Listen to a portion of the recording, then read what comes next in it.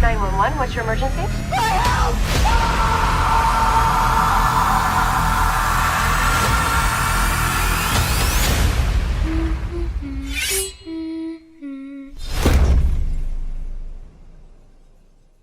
The air in Southwark Crown Court still felt thick with the residue of judgment. 56-year-old Brian Pead, a man who called Days Lane in Sidcup home, had slipped the noose of incarceration, but only just. He stood convicted of a predatory act, attempting to entice a minor into sexual activity. The conviction, handed down in December, centered on Pead's calculated attempts to incite a 14-year-old girl. The hypocrisy was stark. Pead, a supposed child counselor employed by a Hackney-based agency, had been quietly dismissed the moment the allegations surfaced. His desperate defense, that the explicit online exchanges were merely professional research, had crumbled like dry earth under the court's scrutiny. The evidence, however, etched a far more troubling portrait of intent. Pead had spent weeks navigating the shadows of the internet, believing he was grooming a vulnerable teenager. The conversations grew explicit, culminating in a cold, transactional offer, £300 in cash for sex. He had been so assured of his anonymity, so confident in his prey's naivety. Then came the chilling reveal. The vulnerability was a facade. The person on the other end of the wire, the supposed 14-year-old, was a seasoned police officer running a meticulously planned sting operation designed solely to snare men like him. The sentence was a 3-year community order, a tether, not a cage. Pead would remain under relentless police supervision, required to report to the Bexley Police's Jigsaw team, a specialized unit dedicated to the management and monitoring of sex offenders. For the next 5 years, the sex offenders register would be his shadow, a bureaucratic brand marking his movements and forever restricting his life. This verdict, a careful balance between punitive measure and constant community surveillance, stands as a stark testament to London's grim, persistent battle against the predators who hunt in the dark corners of the digital world. Breached, and then it goes on to say the terms of the order. Are you aware of the terms of the restraining order? Well, does it, in order to answer your question, does it give you any indication of how this was allegedly breached? Do you have that information to hand? The question I'm asking you is, are you aware of the terms of the order? No comment. Now I'll ask my question again. Do you have the information to hand about this alleged order and how it was allegedly breached? That's irrelevant. It's not irrelevant at all. How can it be irrelevant? It's completely irrelevant. The order is in place, and the order has been issued by How was the it court. breached then? That's not what I'm asking you. Okay. What I'm asking you is, do you know the terms of the order? No comment. The order states that you must not contact directly or indirectly Paul, Sorrel, Emily, Lauren and Joseph Birch, or go to Melville Road in Sidcup, Kent, DA14 4LX. You must also not publish or arrange to have published by another person, whether on the internet or on paper, whether true or untrue, any information referring to Paul, Sorrel, Emily, Lauren or Joseph Birch. And this order lasts until further order. So that's what you're not allowed to do. This is the restraining order. Okay, well, let me have a little look at that, if I may. A couple of minutes.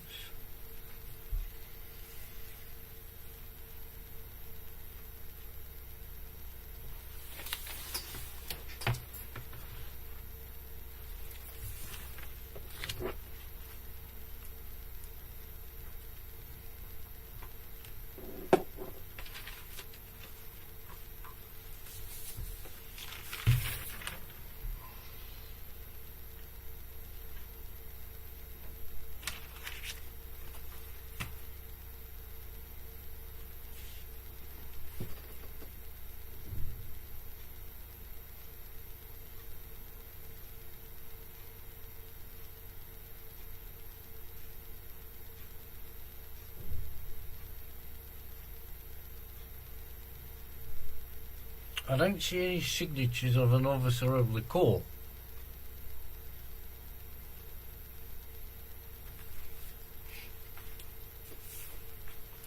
Mr. Pead, are you or are you not aware of this restraining order? Well, I have to express my concerns, PC Bushell, that when I tell you that I don't see a signed document from a court, that you should totally ignore that and just plough on with your original question, because in actual fact, if there's not a signed signature on that, it's an invalid document, and you should be aware of that. And I'm concerned that you're not. Mr. Pead, I'm going to continue asking you questions. You can ask me what you like, but I'm just pointing that out. If there's any issues over the restraining order, the validity of the restraining order, then that can be ascertained. Okay? Yes. Can we just, before we proceed, I'm trying to be reasonable and cooperative and all of that sort of thing. But we have to be clear here. You're going to ask me a question. A, I have the right to defend myself, clearly, and B, I have the right to ask further questions to ascertain exactly what you're trying to get at. Which is what I said to you at the beginning. I understand, thank you. And what I'm trying to say, PC Bushell, it is PC, not DC, isn't it? Mm-hmm. Yeah. What I'm trying to ascertain, PC Bushell, is as we go through this interview, which I'm trying to be helpful and cooperative, of course I am, wouldn't want to be obstructive to the police, is that at the end of the day, I feel I have a duty to point out things that are not right, either in police protocol or the veracity of court documents and so on and so forth. So I feel the need to do that. I've just completed a book on Tony Martin, the very famous Norfolk farmer case from 1999. I've just written that book and completed it, and Sir Henry's very kindly written a foreword for that, in which he commended me on my diligent research. So I wish to point out to you that I'm quite familiar with police protocol and court paperwork, and if I see something that jars with my sense of accuracy, shall we say, or truth, then obviously it's my duty to point that out to you, and I'm sure you'd expect me to. Of course I would. Because no one can see everything. Of course not. Thank you very much. I just wanted to point that out. Thank you. You're welcome. So are you aware of that restraining order? No comment. Do you have a copy of that restraining order? Well, clearly not. But no comment.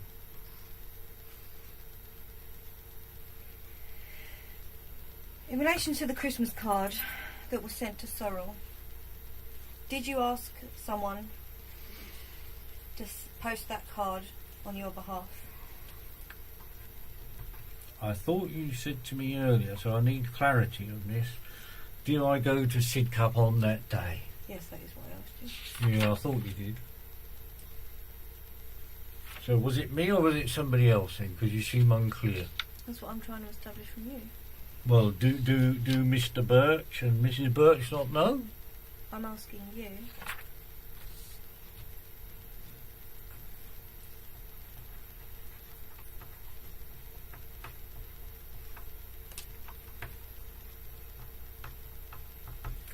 And my answer to that is no comment. Did you approach someone and ask them to deliver the card to Sorrel for you? I'm sorry, can you explain to me the difference between that and the preceding question? I'm trying to establish whether it was you that posted that letter to Sorrel, or whether you have asked someone else to post that for you, whether you have approached someone.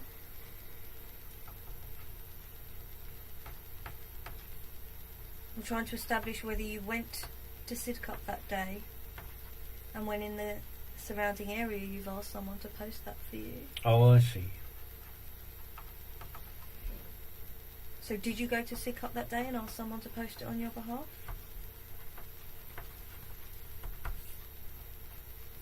I can firmly state I was not in Sidcup that day. Did you ask someone to go to Sidcup for you that day? No comment.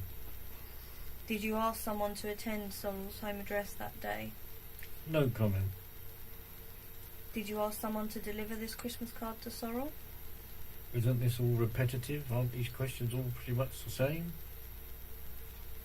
Is that They sound an all the same answer, to or- me, PC PC Bushel.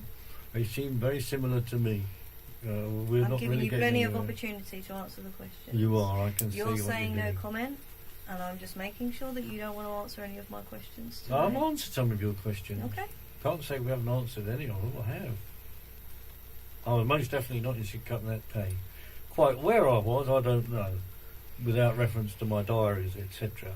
But I do know I wasn't in Sidcup that day.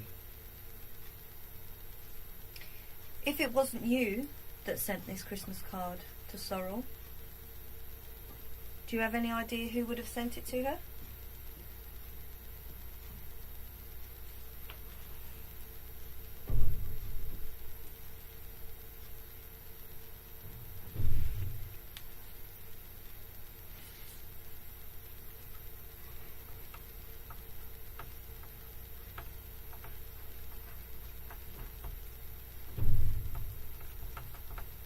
No comment?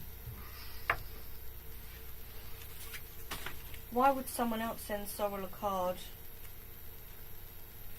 pretending to be you?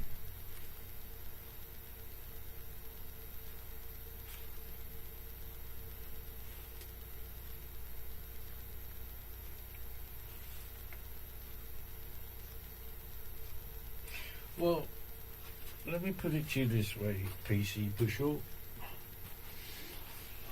I'm stretching my legs out, by the way, just so as you know. If I touch you, I don't mean to, but I need to just stretch my legs a minute. If there's a lot of people out there who will do all kinds of silly things that seem completely unreasonable to most people. In the course of my research on the Tony Martin book, I came across considerable police corruption. And of course, well, you don't know this, but I was also at Hillsborough at the football match in 1989. And of course, we all know about the police corruption and the forging of evidence and the signatures and all that there, don't we? So I'm afraid to say, who knows what goes on in some people's minds. Are you implying that the police may have had something to do with sending this Christmas card to Sorrel? I didn't say that, and I don't want you to put... You're talking about police yes, I know. corruption. I'm answering your question. I'm asking you a question, and your answer to that was to talk about police corruption. Yes, that's so correct. My question to you is, are you implying that the police had something to do with sending that Christmas card to Sorrel? PC Bushel, let me be clear about this. I am saying to you that there is significant police corruption. You won't like to hear this, by the way, but I'm going to say it nonetheless. Because I actually do think there's some good, honest coppers around. And I've met a couple, but there are also some real bent ones, but never mind. I spoke about this at great length with Detective Chief Inspector Clive Driscoll, Scotland Yard, when we met 2 years ago about this case. DCI Driscoll was of the opinion that this entire case, shall we say, did not match with police protocol. Can we put it that way? We don't mention the word corruption then, but it didn't match with police protocol. And I'm very concerned, you see, that you're not either, you see, which is leading me to think you came into the room with an agenda. And of course, you're not supposed to do that. You're supposed to come with a blank canvas. I haven't finished, so please let me finish this. So at the point I'm trying to make, PC Bushel, is this, is that you came into this room with an agenda, and quite clearly you haven't asked me how this all originated. You're actually only focusing on 2015 and thereafter. Not good enough, I'm afraid. Your investigation into this matter is woefully inept and weak, and it's not good enough and unprofessional. But there we are. You won't want to hear that because you'll be feeling you're doing a good job, or you're doing whatever you're told to do to pay the mortgage. Thank you for your input, Mr. Pead. You're welcome. This interview is for me to ask you questions about the offences that you've been arrested for. As I said to you at the beginning, if you wish to tell me anything further, that's up to you. Okay, I can assure you I don't have an agenda, and I'm here to ask you questions for the reason you've been arrested. Okay. I'm starting to get the impression that you're trying to take this interview away from the reasons why you've been arrested, because occasionally when I ask you questions, I was talking about things not directly related to the questions I'm asking you for, as though to put me off. Is that the case? Certainly not the case, no. It's just that sometimes we need help joining up the dots.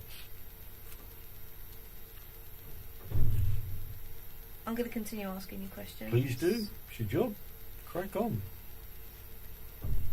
And just before you do, sorry about that, but just before you do, of course I'll get a chance to speak at the end anyway, won't I? Any further questions, any other comments I'd like to make, then I'll say my bit at the end.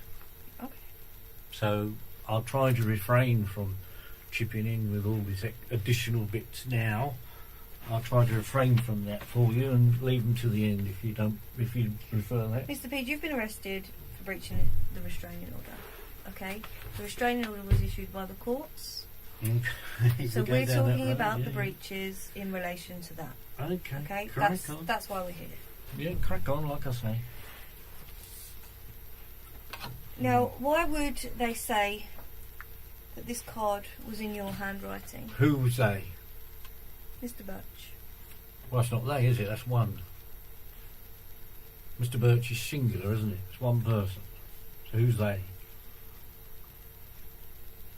Why would Mr. Birch say it was your handwriting?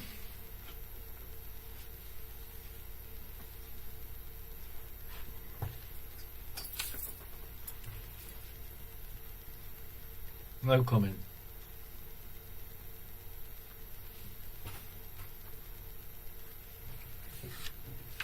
Why are you trying to contact Sorrel when you know there's a restraining order preventing you from doing so?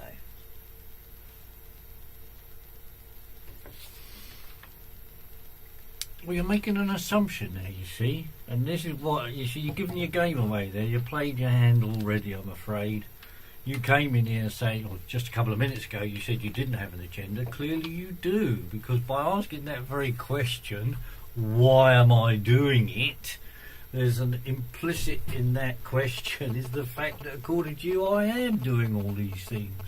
Mr. Pead, So there's no you're not assumption. an open investigation, I'm afraid. Mr. Pead, there's no assumption. You're not answering my questions. You haven't admitted to me whether you did it, and you haven't denied to me that you done it.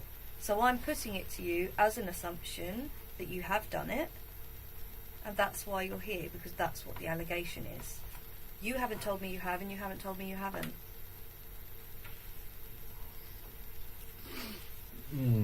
Well, it might be more helpful if I can assist here by saying that if there is an assumption, it might be helpful to say that rather than just make the bold statement that why are you doing this? Might be better to say, well, look, if we assume it was you, why did you do it? Do you know what I mean? So I've got a marker. So what's there. the answer to the question? No comment.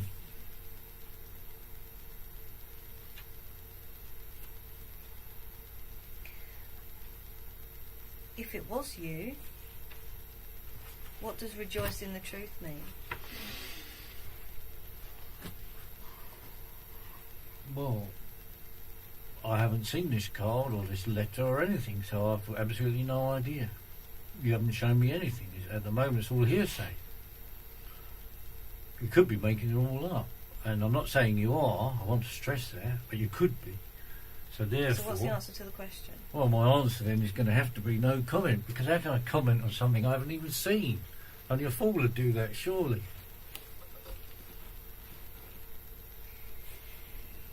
In relation to the other allegation... Which one's this now, please? Give me a marker. The letters received on the 7th or 8th of January. 7th or 8th, which was it? Don't know. Oh, you don't know? They're not sure. Who's not sure? Mr. Sorrell's not sure. Mr. Sorrell. Mr. Birch. Well, 07th of January. Mm-hmm. This year, I take it. Mm-hmm. And this is what, a letter? Mhm. Addressed to whom, please? Sorrel, Only to Sorrel. I believe so. And do you have that with you? No.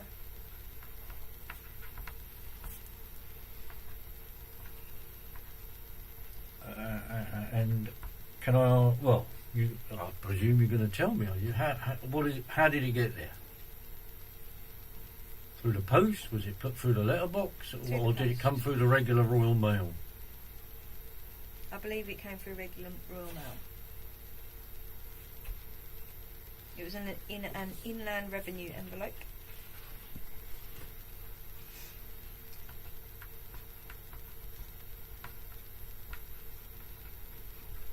And the piece of paper had on it some information about you, books that you've written, potential publications. It was a typed letter.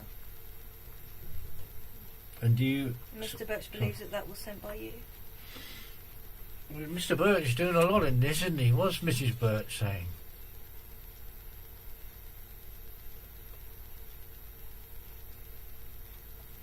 Did you send that letter? Well, hang on, I'd like to explain what's going on here, because you're telling me this is all Mr. Birch, but what's he doing opening his wife's mail? That's actually a criminal offence to open someone else's mail, which I'm sure you'll know because you're a PC. Did you send the letter to Sorrel? No comment. Can we go back to this criminal offence that's obviously been taking place here? Mr. Pead, if you wish to make any allegations, then you can do that. Well, I might, but have you got the letter with you? I'm trying to concentrate. Trust me, I'm concentrating. But I don't have the letter with me. You don't have the letter with you? No.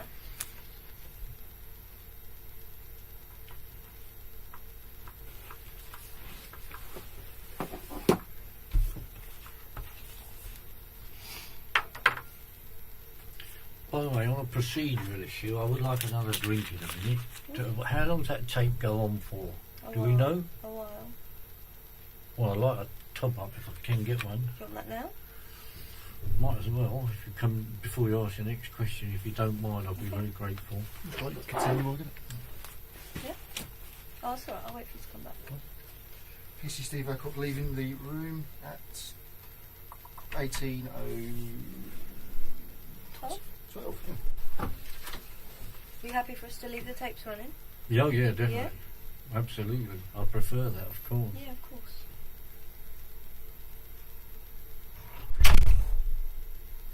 So does that picture still takes pictures, even though it's not showing it's taking pictures? Yeah, Is that what you're saying? I mean, it says on there, you can see it's still recording. Well, I can't see that. Oh, okay. It says they're recording. And Right, there's the time yeah. that we've been in the No, I interview get that. for. I'll get that. And then it's saying that if you press the display button, this is very different to what we have. There we are. Oh, yeah. I think it's probably Okay. like a power saving thing that it Well, doesn't probably. stay on there No, the you're whole right. time. I imagine you're right. But every time we press it, it comes up. So Yep. I think it automatically records both. Yeah.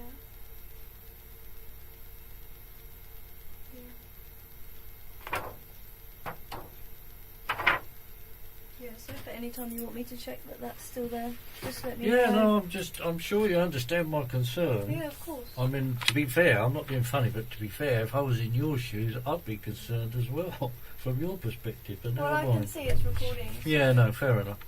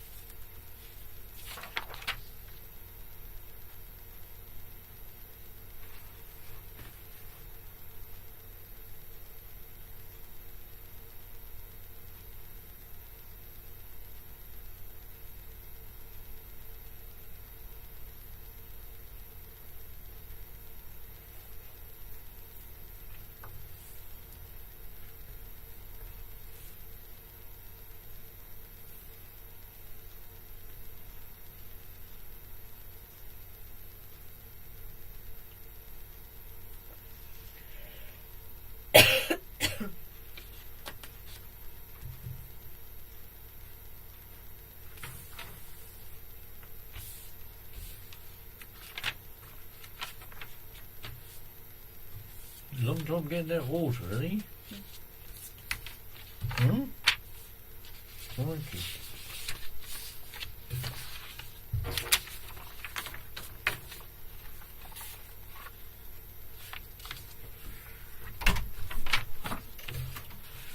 PC Steve Alcock entering the room at 18 minutes 16.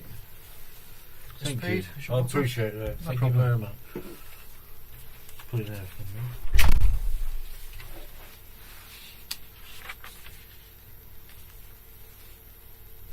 Happy to continue, Mr. I Pead? am. Thank you for asking.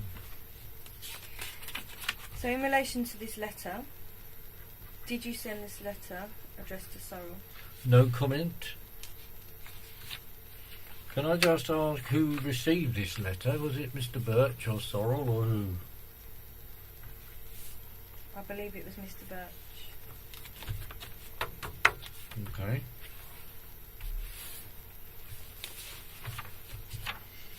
Do you have proof? I mean, do you not know? A statement has been taken from Mr. Birch. Mr. Birch. Okay, cool. Thank you.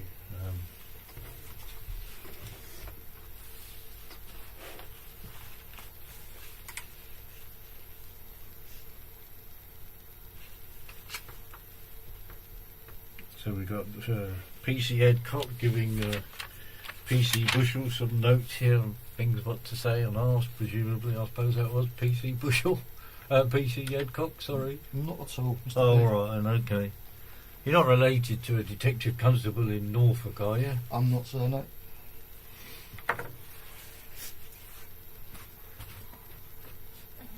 If you did send this letter to Sorrel, what was the purpose of sending it? Well, I really can't say, can I? Because I don't even have a copy of it. You haven't given me anything here. There's no evidence. I'm not saying you're making it up, but you could be. So I can't comment without a copy of it. Do you understand that if you have sent a letter to Sorrel, that is breaching the restraining order that we went through earlier?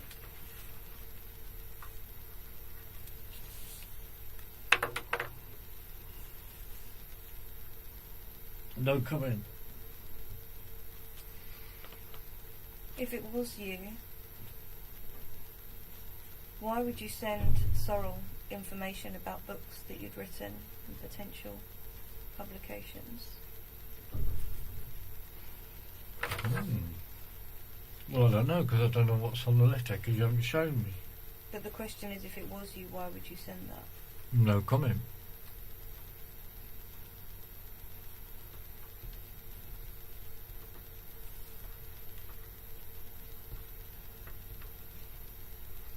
I think it'd be safe to assume from the fact that there is a restraining order in place that Sorrel doesn't want any contact from you. If you are sending her Christmas card and this letter, why would you do that when she doesn't want you to?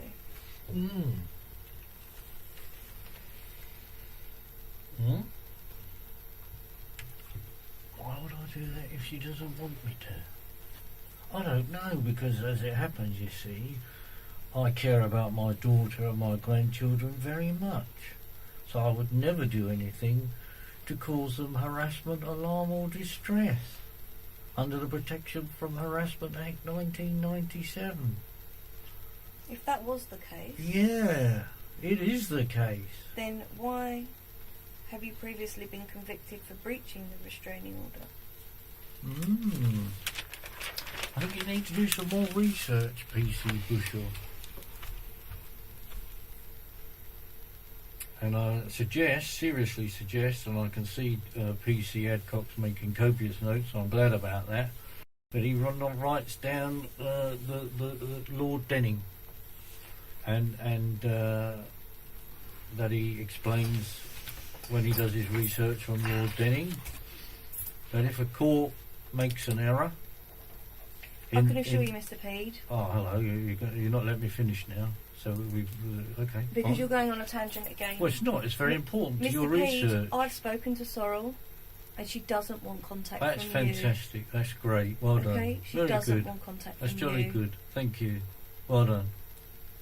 Why are you saying well done? Yeah, well done. I'm glad. Yeah, you crack on.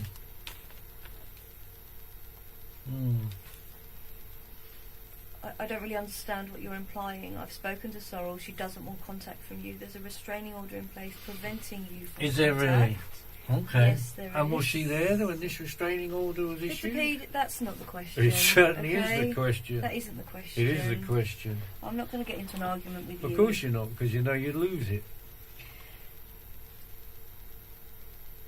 Is there anything else that you want to tell me about these two allegations relating to the Christmas card and the second letter that were received at Sorrel's home address? Which you've been unable to show me. You've shown me nothing. That doesn't answer the question, Well, it does. does it? Okay. Well, So what is the answer? okay. Let me put it to you this way. You've come in here today to interview me on these allegations of sending a Christmas card and a letter. You're unable to tell me who actually received them. You're unable to tell me who actually posted them, whether they came, how they actually got there. Certainly in terms of the Christmas card, I've already advised you that the Christmas card was posted through their letterbox. through the letterbox, that one. Okay, that's fine. You're unable to tell me who opened it, though. I noted that, and I'm aware of why you did that. Mr. P, I'm aware of what I've told you. Yes. Is there anything that you wish to add? Yes, I do. I've got a lot to add. I'm coming to it. Yeah. First of all, I've already explained about my daughter and my grandchildren, and I care about them very much. Of course I do. However, I care about truth and justice as well, and at the end of the day, I've just written a letter to Cressida Dick, who in fact is your commissioner, as you will appreciate. And I said, very concerned, Mr. Adcock, you're not writing this bit down. I know. If this This being is recorded. being recorded, Mr. Okay. Pead, so Yeah, I'm just very concerned, you see, when you keep things to very narrow confines, because I know then that's where miscarriages of justice occurs. I'm sure you do. That's why Mr. we Peter- record interviews. the whole Yeah. interview's being recorded. Yeah, good. And Well- one of them will be sealed at the end of the interview so that it can't be tampered with or opened with before, if this matter was to go to court. Oh, we'll go to court, don't worry about that. So, yes, I would like to say then, have you finished all your questions? Sorry, I've got to check that first. PC Adcock, is there any questions that you want to ask about either of those two incidents? Not the first two allegations, no, it's not. Okay. Okay, so thank you. So basically we'll come to this.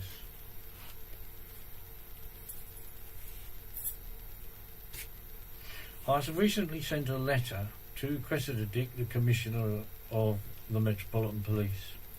I believe it was dated the 28th of February, but that's off the top of my head without having a copy in my hand. I recently sent it again. I believe it was something like the 14th of March. What, the same letter? The same letter, I Okay. resent it, yes. Mhm. Because, as you may appreciate, Scotland Yard's just recently moved. So I sent it to one address, then I sent it to the new address Okay. to make sure she got it. I also asked for a meeting between Cressida Dick and myself and my MP and Clive Driscoll, a retired DCI, and I also sent her a copy of the minutes of my meeting with DCI Driscoll, in which he said that I've been persecuted by Scotland Yard for my research. All right? Mhm. And also that he mentioned in this meeting, DCI Driscoll, that the situation with my family was appalling, and that shall we say, an element of a lack of police protocol. I don't like the word corruption, but an element of a lack of police protocol had crept in, and that clearly something was seriously wrong with the case. And Which case? With this particular case, the one you're on about. Okay. So DCI. What, as in this Christmas card and... No, the whole situation with my family. Right, okay. And so consequently, DCI Driscoll said that he felt it was an absolute injustice the way my daughter and grandchildren have suffered, and that they must learn the truth. And that's DCI Driscoll as well as me. But why do you say that they've suffered? Well, of course they've suffered, because they're living a lie. Why are they living a lie? Now you're being silly. If you're going to be silly, then I'll just go now and take you back to the cell, because you're trying to. I'm just trying to clarify points that you're making. Your narrative is wrong, but never mind. So I'm afraid you said to that tell you. they're living a lie. Of course they're living a lie. What do you mean they're living a lie? They're living a lie about my circumstances and about my criminal convictions, which I'm sure you well know about. And if you don't, I'll be horrified. But never mind. Are you saying that your criminal convictions that you have are incorrect? Yes, I am. And I suggest, therefore, you contact Sir Henry Bellingham. Will tell you the same. Because there is a DVD in existence of my meeting with Sir Henry on the 27th of January this year at the Knights Hill Hotel in King's Lynn, in which Satish Sekhar, an investigative journalist, was also present. And on that particular DVD, Sir Henry Bellingham, who's a barrister by the way, says quite clearly, Brian, you are innocent of all 4 of your convictions. On what basis is he? On the fact he's a barrister and he knows the law. And but if a criminal court has convicted you... Oh, they never get it wrong then. I'm not saying they... Birmingham 6, Guildford 4, need I go on? Hillsborough, I mean, come I'm not on. saying they never get it wrong. Oh, of course they do. Okay. But right. You're saying that all 4 of... Do you only have 4 previous convictions then? Correct. Well, to my knowledge, I don't know, you see, because I've got 2 PNC records. And Clive Driscoll, DCI Driscoll and I spoke about that, you see. Okay. And So one of them's allegedly for sex with a whole host of under 13-year-old girls. Well, I've never been charged with that, convicted of it or anything, and haven't done it, so there we are. But there's a PNC record that exists, so in which relation, shows that crap. In relation then to the 2 incidents that we've just spoke about, Yes. Is there anything that you want to add in relation to those 2 allegations? Yes, they've been brought maliciously. They are malicious allegations. By whom? Ah, very good question. Well, I suggest you speak with Cressida Dick and get a copy of my letter to her, because it's all in there. I'm asking you now. I know you are. And it's all in my letter to Cressida Dick. And what is in that letter to Cressida Dick? Pardon? What is in that letter? Yeah, I'm going to say it. But I also wish to say that I sent the same letter to the Home Secretary, who's Amber Rudd, and to Elizabeth Truss, who is the Minister for Justice, and happens to be Tony Martin's MP. So there's a few people in the loop, shall we say, and it is quite clear that my convictions are in fact miscarriages of justice. Okay. I'll give you an example, shall I? You're a PC, aren't you? So you have a reasonable, shall we say, a reasonable knowledge of the law? Is that fair to say? I think it is, isn't it? Mm-hmm. Really? Okay. So for Section 10 of the Sexual Offences Act 2003, to cause or incite a child, yes? Yeah. You understand that one? It has to be a person B, doesn't there? A child? There has to be, doesn't there? A person B to have been incited. What point are you making? No, I'm not asking you the question. Person A, someone over 18, has to incite person B. Mr. Pead, I'm not going to get into... Ah, there you are. law See, with this is exactly you. it, you see. There you are. You're supposed to, because you're a police person, a police But woman, what's this got to whatever do you with call the yourself. allegations that I'm putting to you? Of course it's got everything to do with it. Mr. And Pead, you're deliberately trying to make me not go there so I can say to you, you just asked me the question, why does Henry Bellingham say that my convictions are wrong and are miscarriages of justice? It's quite simple, because Henry Bellingham is a barrister. He knows the law, and without a person B, you cannot be guilty of incitement. A 10-year-old would probably know that. You know, maybe a 15-year-old, whatever. Is there anything else you'd like to add on the two allegations that have been put to you? If not, we'll move on to the third allegation. Now, why is the rush? I thought we was trying to conduct a proper inquiry. We're in no rush, I promise you that. Good. All right. Good. But if you've got nothing else to add on Well, these two I've got a lot previous to add. allegations, well, Yeah, you haven't. I have actually, PC Adcock. I do actually. I'm working to this, and I'm very concerned that your attitude has suddenly changed like that. That's surprising, but never mind. It tells me a lot. So anyway, going back to these allegations, yes, I have in fact. You've shown me nothing. You don't know who has done anything here, and have we got a statement from Sorrel? As a question?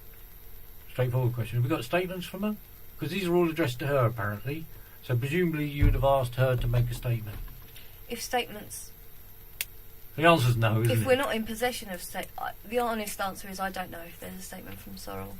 I'm not the officer that's dealing with that case. I've been asked to put some So questions who to is the you. officer in the case then? I need that information.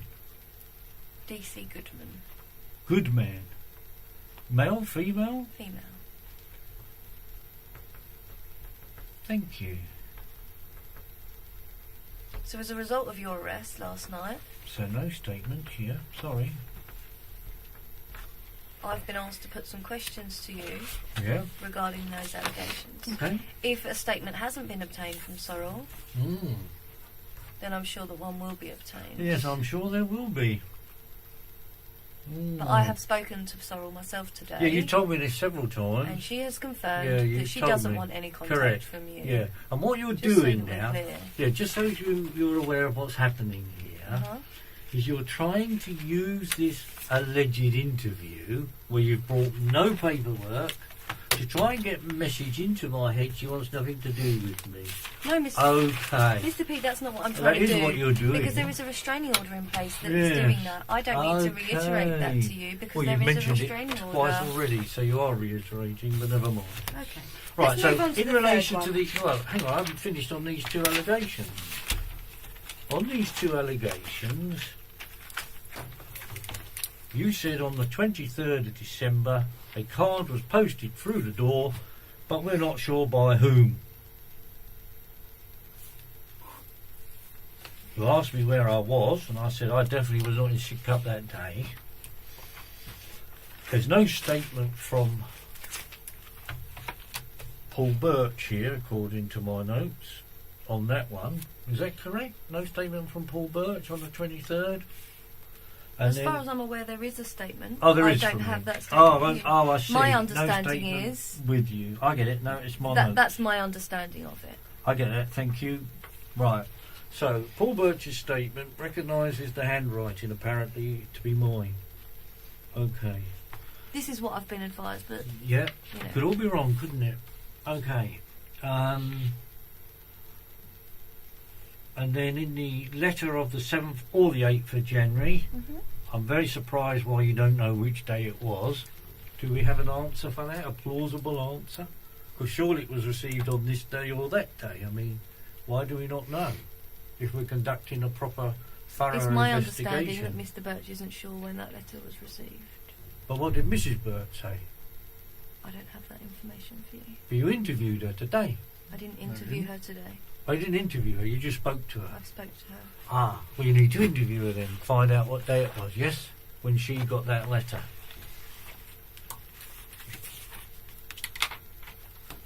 Can we move on to the third one? so. I'm not quite sure. So I've just wanted to reiterate for the benefit of the tape Yeah. that of all the paperwork, I noticed the PC Adcock's rushing now, but I do notice that we've put all the things away. So basically, for the benefit of the tape, I've asked the officers very politely to provide me with copies of this paperwork that they alleged has been sent. Not sure by whom or by when, or who received it or anything. Don't seem to have any of that information. Therefore, I'm unable to comment with any degree of accuracy. I'm unable to comment. Okay. I'm therefore unable to comment with any degree of accuracy. Therefore, it would not be in my interest to make any comment at all, because I would be commenting on things that I have not even seen. So that would be foolish. Time is 18:38. PC Steve Adcock is leaving the room again. I've got a couple of things that I do want to show you, but we've left them in the office. So No problem. Well, I need the loo as well. So you've got the interview then. no, We've probably got to best stop let the it tape. run. Well, you said it lasts for a long time. I don't know how long it lasts, to be honest with you. Is the Oh. honest answer. I don't Well, know. well, best be honest. I don't know.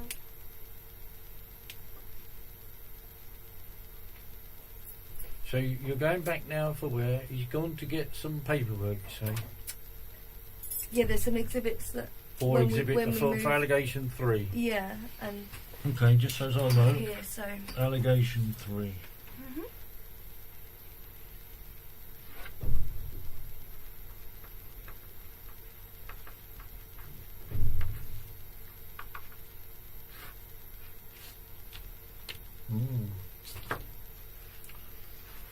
How was my daughter? All right? We're not going to talk about your daughter. No, okay. I thought you wouldn't. Jolly good. You're looking at me with hatred in your eyes. Not a good thing. There's no hatred in my eyes. Oh, good. Hate's a bad thing. Absolutely. What do you want to do in relation to? You say you needed the toilet. Yeah, I could, but it depends how long this one's going to take. Okay. So what do you want to do? Carry on Will and you then tell see? me what you reckon this will take? Half hour? I have no idea. I wouldn't like to say. I wouldn't like to give you a time and then we don't stick to that All time. right. In that case, I'll have a quick toilet break. Yeah. I only Okay. need a wee, won't take long. We'll stop the tapes then, conclude this part, and then we'll start the tapes. Do you want him to come back we'll first? Yeah, always. Might as well, he's here now. PC Adcock re-entering the room at 18:38. Mr. Pead wants to go to the toilet, so we're going to stop these tapes and then break just for you to go to the loo. Do you want Yeah. a break, or do you just want a toilet break? No, just a quick Just toilet toilet break. break. Yeah, will no do. problem. In that case, then this part of the interview is concluded at what are we saying? 18:30. Eight. Can't see the light is on. 18:38. Still the 3rd of April 2017.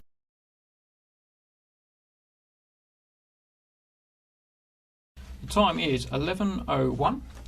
It's the 16th of October 2017. We are in an interview room here at Bromley Police Station. My name is DC Stanford. I'm with the Community Safety Unit at Bexley Police Station. Our officer present is? Nancy Burns, CSU of Bexley. Thank you. I'm interviewing. Can you give me your full name and current date of birth, please? Yeah, Brian Pead, 12/6/53. Thank you, Mr. Pead.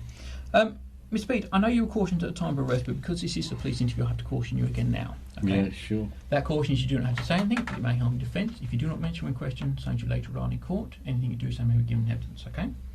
I know you've been interviewed before, but I have to break it down, so I'll break it down in 3 parts. I'll do with everyone. No problem. First part's very simple. I'm going to ask you a series of questions here today. It's your legal right whether you choose to answer them or not, okay? Of course.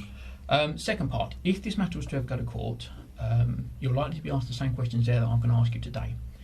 If you either choose not to answer my questions today, or any answers you give don't match any future answers you give, so basically your 2 stories don't match up, the court will allow to draw what's called a negative inference. What that means is it can look badly upon yourself as to why you either didn't answer my questions today, or why your 2 sets of answers don't match up. Does that part make sense? Of course, entirely. Perfect. Third part, as I said, the interview's being recorded at the moment. We've got microphones on the wall and cameras on the scene that I pointed out, okay? Again, if this matter was to ever go to court, it can either be played like a DVD, so basically someone can sit and watch us, or it can be transcribed. Someone can write down our conversation. It can be read out in statement format. Does that all make sense? Of course. Perfect. Thank you, sir. Throughout your time in custody, you have the right to free and independent legal advice. Obviously, you don't have a solicitor here present at the moment. Are you happy to continue without one? I'm not happy, but I shall continue without one. Okay. You understand that at any point during this interview, you can stop and we will get you a solicitor free of charge. Yeah, I understand that. Thank you very much. Okay, no problems at all. Quick welfare check. Are you feeling fit and healthy today? Very tired because I was transported down at 3 in the morning. So between 3 and 6, Didn't sleep. I didn't sleep at all, and so I'm still very tired. But not to worry. Have you got any medical illnesses that will affect No, your none ability at to all. interview today? None whatsoever. Perfect. Thank you, Mr. Pead. Right, Mr. Pead, before I ask you any questions about why we're here today, allow me to explain it to make sure it's clear, okay? You've been arrested for a breach of restraining order. The allegation is that on the 29th of September this year, which is a Friday, on a website that's listed down as www.lambethchildabuse.org, you posted an open letter to your Member of Parliament. In that, you named several people that a restraining order issued by the Inner London Crown Court on the 14th of August 2015 prevented you from doing so, okay? Now, before I ask you about the matter, because I'm sure you've got a version of events to tell us, is it clear what we're going to discuss today? Yes, I think you made it clear. Thank you. Perfect. Thank you, Mr. Pead. Mr. Pead, the easiest way is, what's your version of events? Would you give me what you think's happened here? Well, I don't really wish to make any other statement other than I wish to report officially on the record corruption in this case entirely.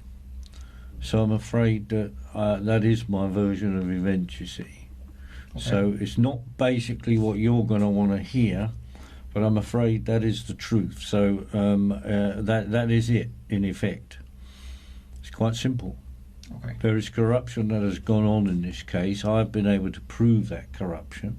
Mm-hmm. I have informed several people, including the Home Secretary, including my Member of Parliament, including, I believe, the Director of Public Prosecutions, about corruption that occurred on that date in August 2015 that you read out. I forget the exact date. 14th of August. 14th, thank you. So 14th of August 2015, there was corruption in that case.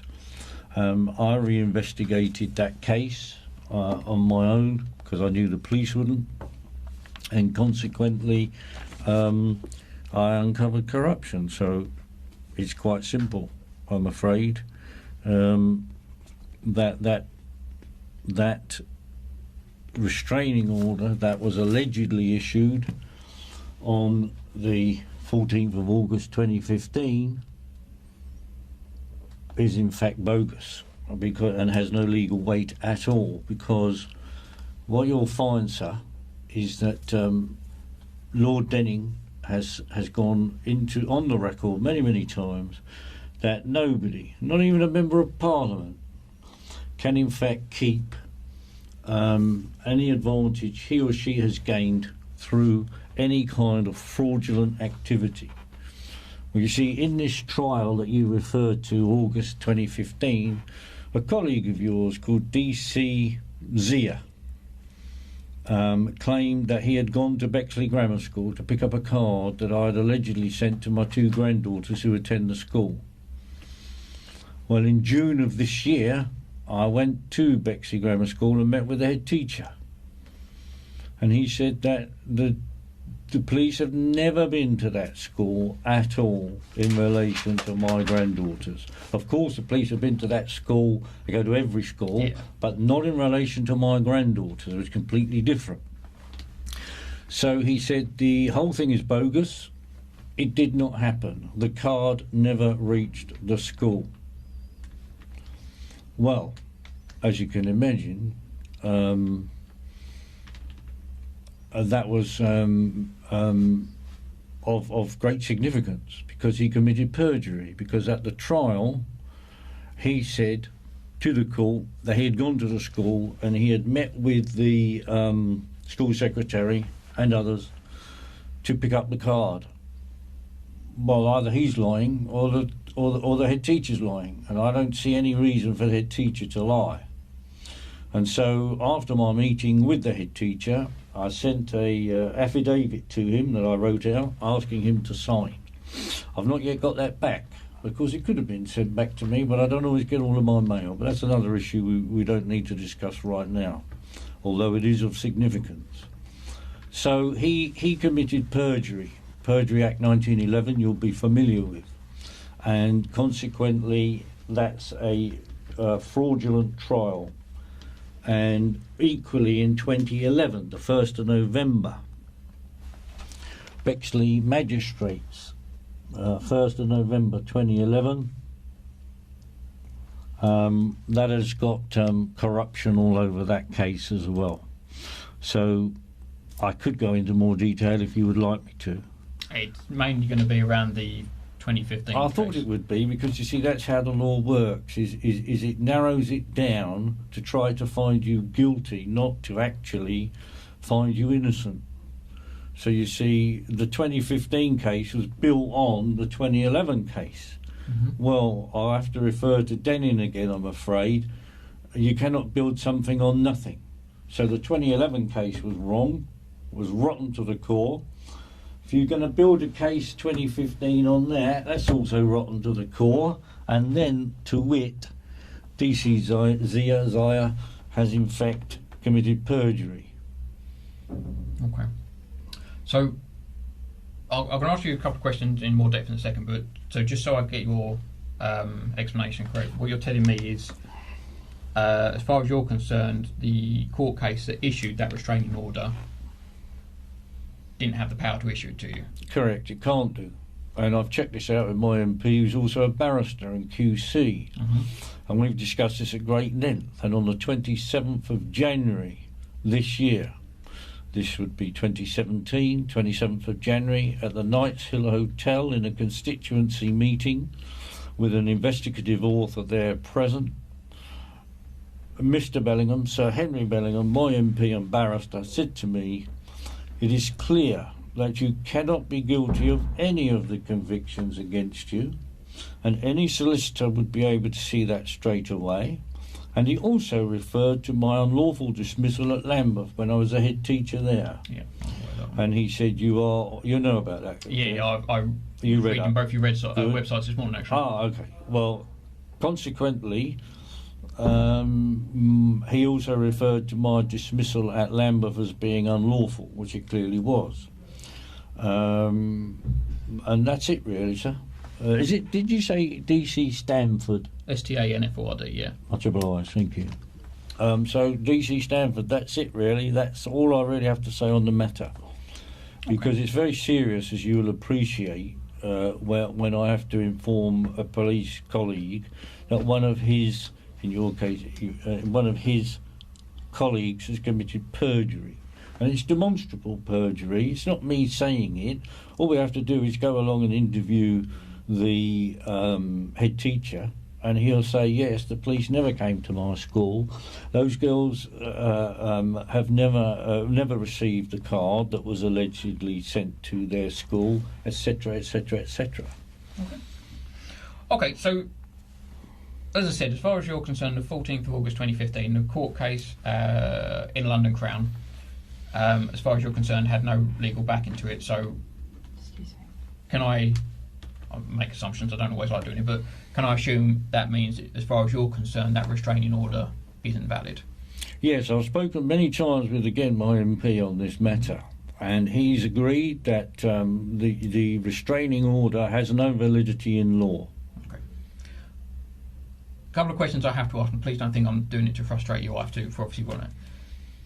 Were you aware of the conditions, whether you agree with the order or not, were you aware of the conditions of that restraining order issued on the 14th of August 2015? Were you ever served a copy? I think at this point I'll take my legal advice and say that I'll make no comment. Okay, no problem. Hope you I took the legal advice from myself. You understand what I'm saying? No, and I hope you understand. I've still got to ask you a few questions, but if that's... No, I understand completely. So just to re-ask that question to make sure it's clear for the listener, were you ever made aware of the conditions of the restraining order from 14th of August 2015? No comment, sir.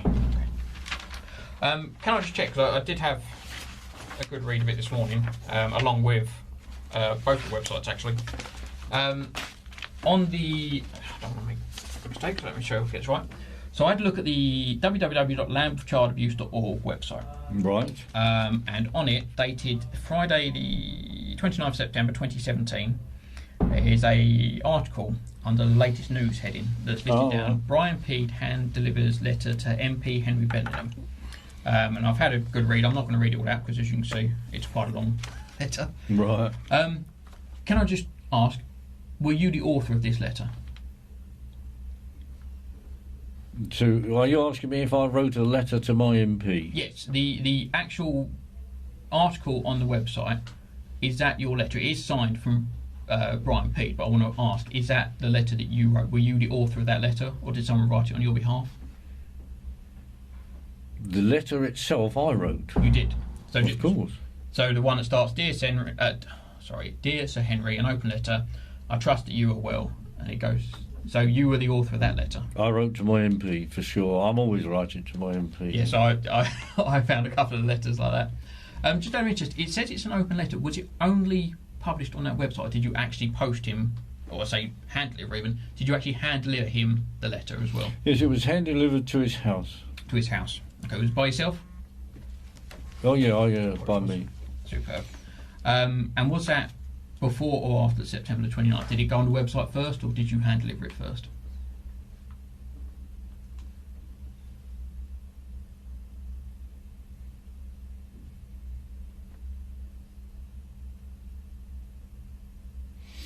I do believe it must have been given to him first, because I wouldn't then have been able to say it was hand delivered. Perfect. Okay.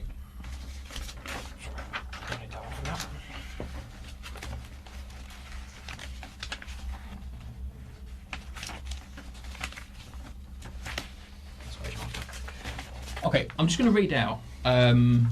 These are the conditions placed upon the. It's called a protection from harassment order, but a restraining order.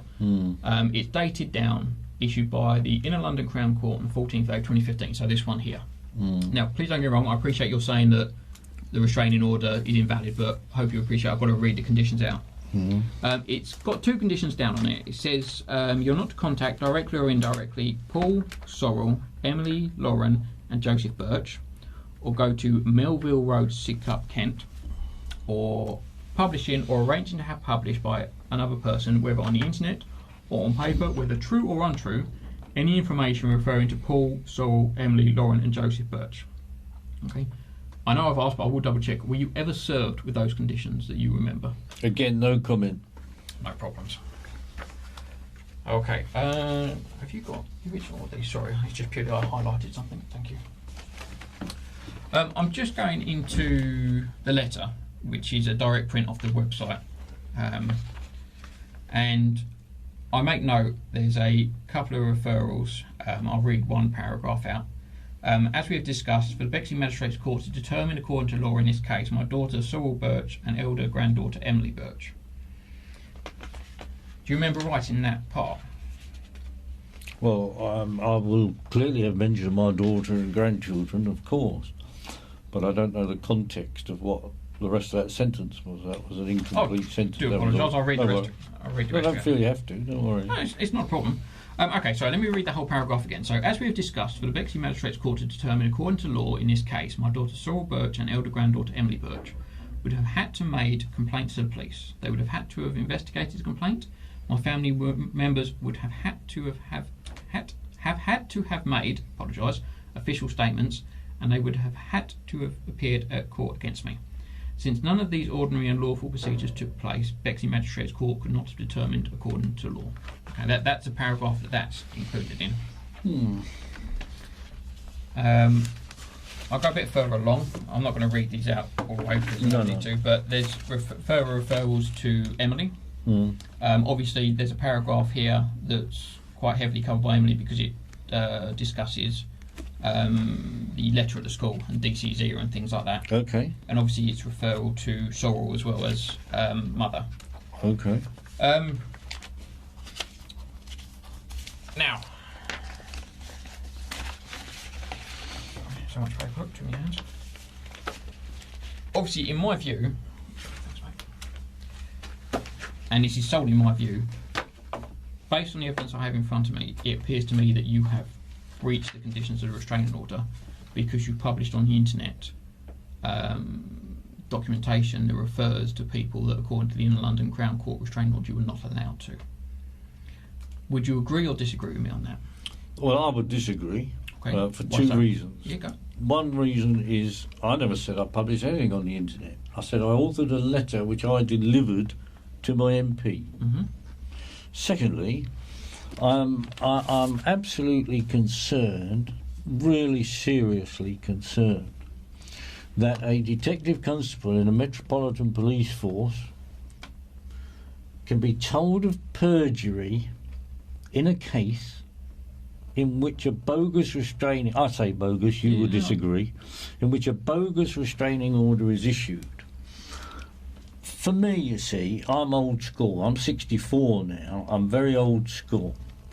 And consequently, being old school, if a member of the public tells me that in a trial a policeman has committed perjury, alarm bells should be ringing. Mm-hmm. And therefore, any assumptions you therefore make, like you just have, that you've read this, there's a piece of paper that says there's an order, oh, you must be guilty, that's dangerous, dangerous thinking. That's Orwellian, dystopian society we live in, right? You may not understand all what I'm saying, you don't have to. No. Your focus, to me, should have been, oh, let's stop there, let's explore your claim, which I said was official complaint. Mm-hmm. I specifically used those words for the tape. Mm-hmm. My official complaint is against DC Zia of perjury against the 1911 Perjury Act.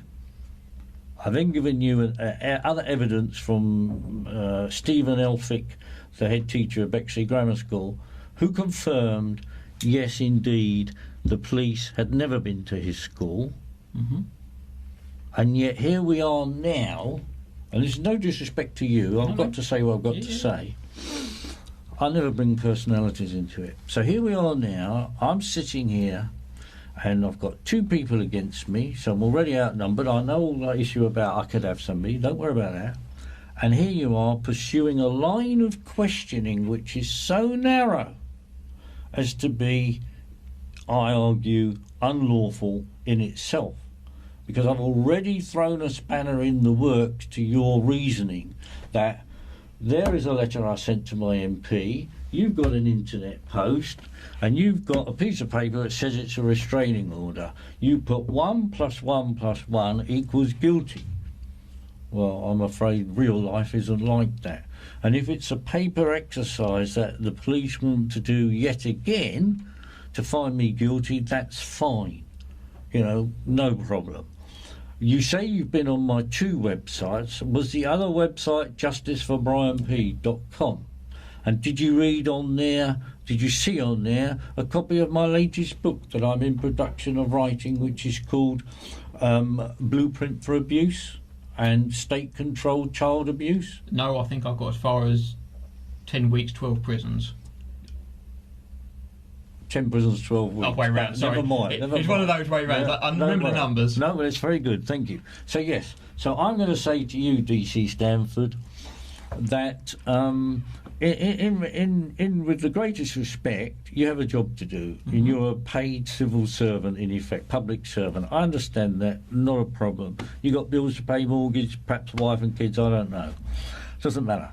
The thing is, I don't really want to engage in this interview any further based on the fact that I have given you demonstrable corruption and perjury and that, and you haven't. Because you see, you mentioned a date of the 23rd of September 2011. I haven't. Well, I have. You mentioned Emily. So I'm giving you the date of the 23rd of September 2011 when I was arrested having written letters to the Home Secretary, etc. And my beloved Emily, who was only 12 years old, was used as a decoy to have me arrested and put me in Belmarsh, right? And they thought they were doing a clever thing by saying she was a witness in a trial. She's never been a witness in any trial. So that needs to be sorted. What I'm hearing today is fills me with dread, because truth is not occurring in this room. I don't say you're lying, I'm saying truth is not occurring, because you're trying to put together a false proposition based on false documents. Well, anyone can do that. Anyone can make any proposition I like. You know, I could call you a murderer, write some pieces of paper that proves you're a murderer. To make you a murderer, it's false proposition. So at the end of the day, sir, I'm afraid that needs to be investigated, why Emily was used as a decoy.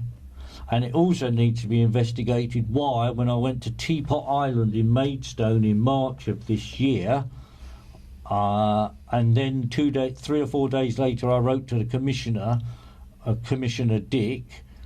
I'd gone to Teapot Island to give my in-laws, my daughter's in-laws, all information about my innocence, including a letter from Sir Henry Bellingham saying Brian Pead is innocent and a victim of a number of miscarriages of justice.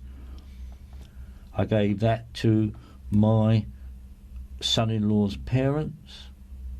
3 days later, I wrote to Commissioner Dick.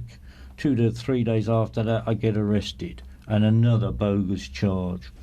To be honest with you, the rule of law doesn't really apply in this country anymore, certainly not to me. I cannot get a fair trial, because if I told you everything about this case, you wouldn't believe me.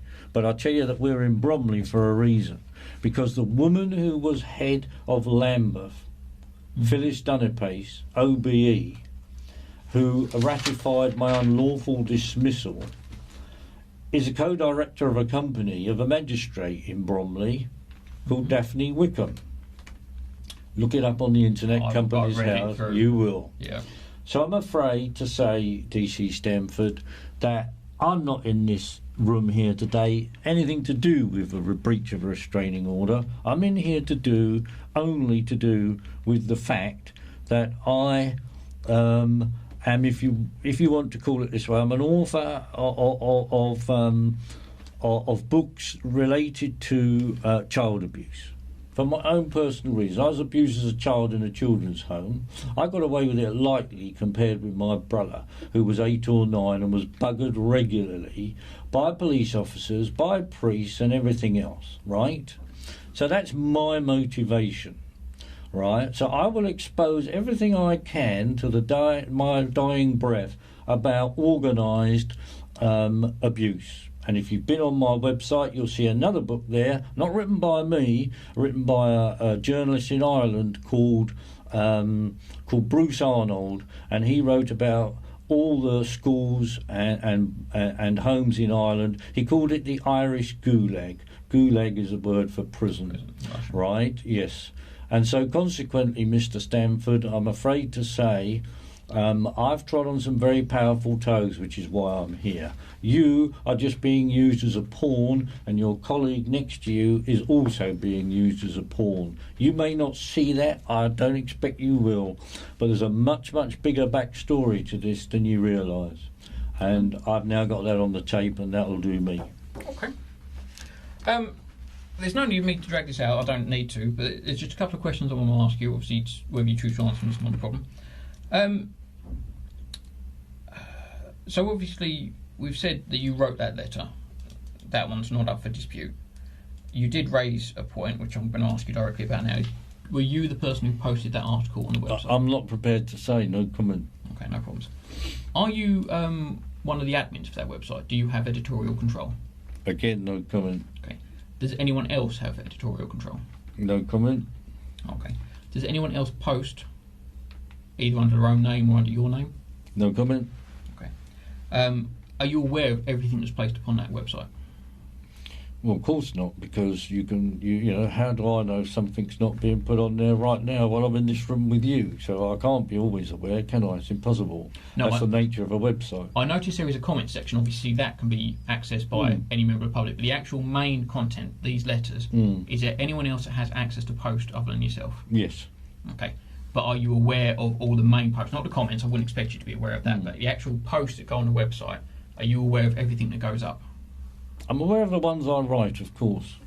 Okay, so you're aware that this letter went up onto the website on the 29th of September? Well, it's on there, isn't it? You've seen it. It's there on the internet. Okay. What sort of internet access do you have? Do you work from a home office? No, I don't have the internet at home. I don't want it at home. Okay. Okay. Well, I'm going to be very specific. I know you've answered them, but I'm going to be specific to the point. Whether you agree with it or not, were you aware of the restraining order issued by in London Crown Court on 14th August 2015? No, I'm not going to answer that question, Mr. Stanford, based on the fact that it's quite clear where this is going. It's quite clear that you want to incriminate me in a breach of a restraining order so that A, I can be imprisoned, and B, that the authorities, as they like to call themselves, though they have no authority over me, I'm quite capable of managing my own life, I'm sure you can, that the authorities like to pretend that there is a restraining order in place, right?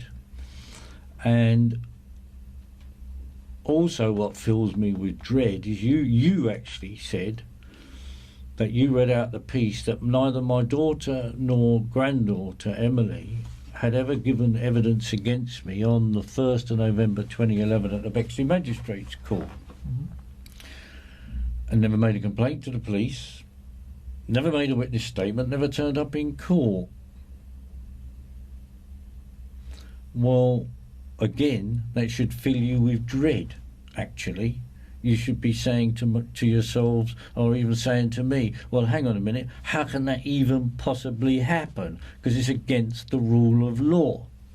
But I don't hear these things from you guys anymore, you see. When I went to see Detective Chief Inspector Clive Driscoll, he's on the website, he was a former Child Protection Officer for Lambeth, he told me, of course you can't be guilty. Of course you can't be guilty of any sexual offence. You cannot be guilty of the criminal damage, of impersonating a barrister, which they've done before, all sorts of nonsense. And of course harassment of my own family. Can't be guilty, he said.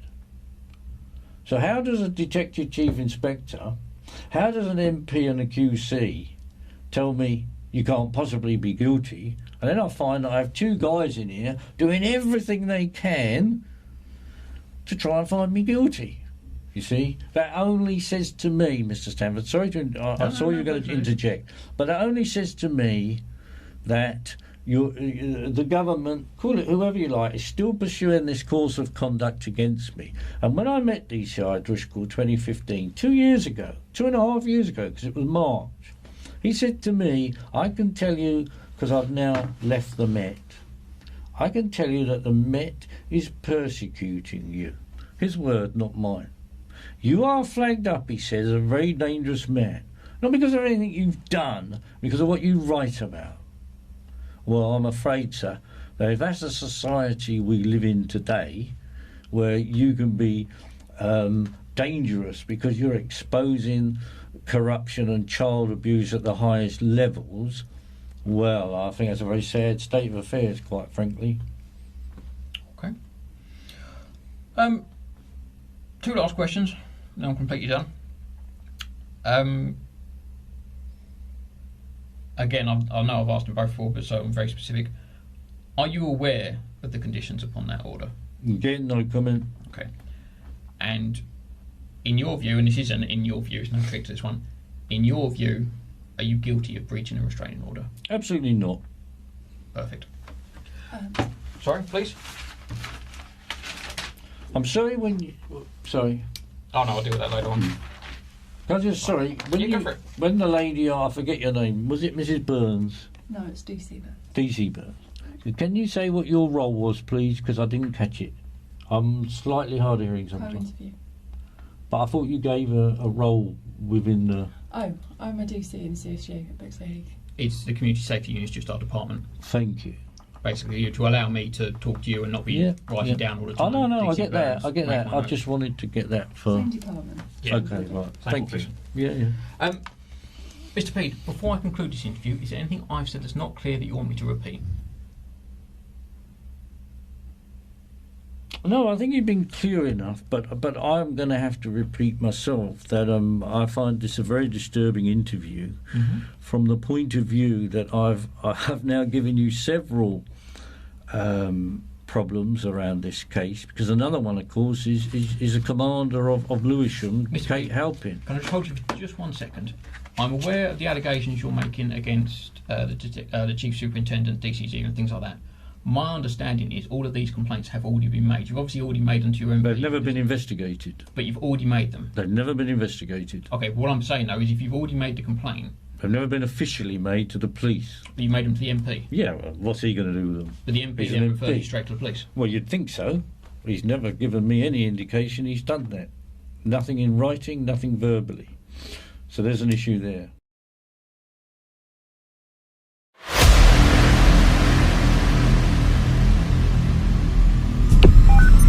911, what's your emergency?